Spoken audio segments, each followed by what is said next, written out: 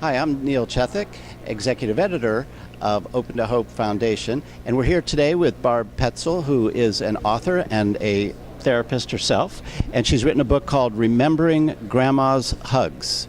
And it's a book that is designed to help when children lose their grandparents and how to talk with children. So first, let me ask you, why did you write this book? I wrote it mainly because many years ago my father died when he was visiting my brother and his children. He died suddenly of a heart attack in front of them. And there wasn't a tool to talk to the children or have the families talk to each other about the memories that they cherished about him. And everyone was in shock. But I also I used to be program director of Journey of Hope, which is a grief support center for children and teens and their families. And I realized there needs to be a vehicle for people to open up communication. So often as parents, we all want to protect our kids and not to have them bereaved or not have them suffer. And this is a way to open up communication and share memories in a delightful way. And it's a book to read with the family so the parents get it as well as the children. And it has an interesting story and narrative about how they can do this. And it's with pipe cleaners and an elephant and other things. But it's really an enjoyable type venue to do it on. But I learned so much from the families that I see and the individuals, and they seem to yearn to want to tell the memories and cherish that time, but they don't know quite how to do it. So I learn from everyone I see, and this is something I've learned from them.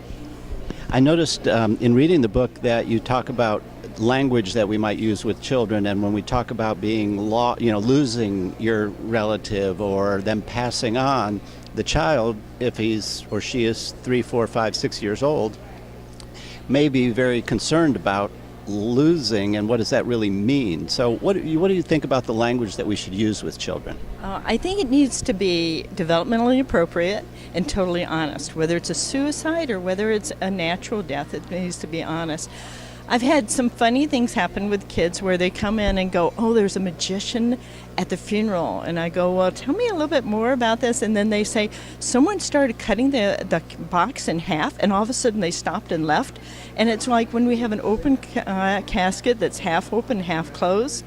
Or one child was terrified about, oh my gosh, what are we going to do about the polar bears at the funeral? And I go, polar bears? And some wise mother undid it and got the onion peeled backward and discovered that the child had heard pallbearers, but meant polar bears to the child because that was his or her vocabulary.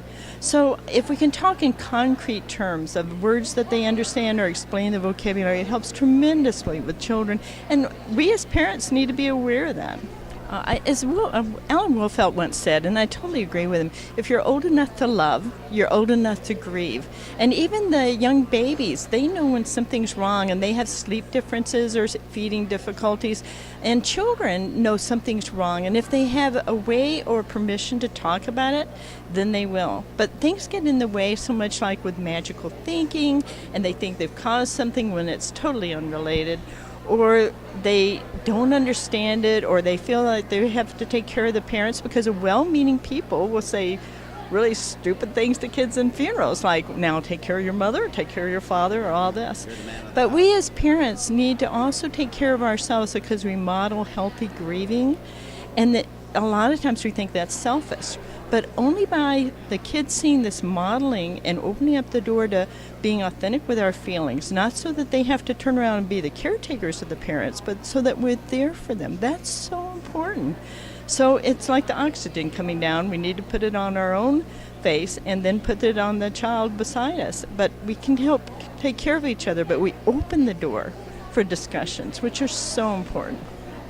Thank you so much. It's great research, and thanks to Barb. And I'm Neil Chethik with the Open to Hope Foundation.